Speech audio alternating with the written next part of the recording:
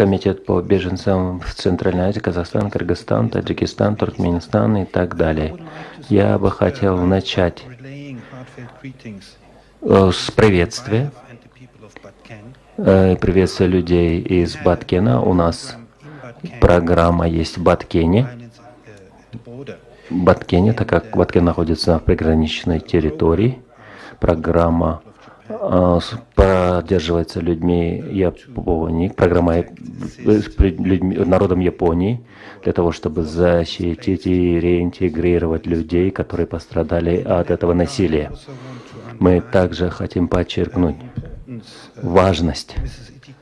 Госпожа Сатикеева, она включила в этот документ, потому что в контексте этого проекта мы надеемся заменить десятки тысяч документов, которые были потеряны или уничтожены.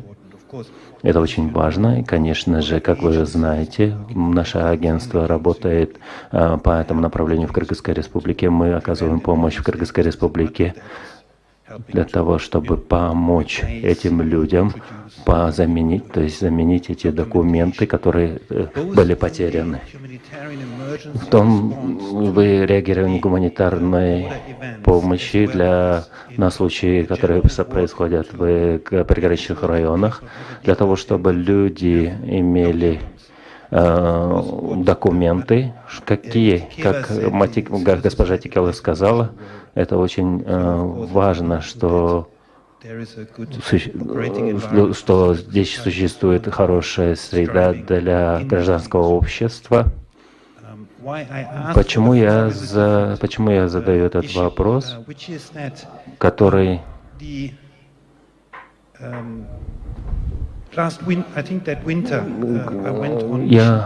я был вместе в Баткене с Куджуров, министром, и с послом Акода. Мы посещали проекты и получателей выгод, бенефициаров. И для меня была большая честь приехать с визитом в Кыргызстан. Я хочу подтвердить, что я попробовали сушеные абрикосы во многих местах в других странах,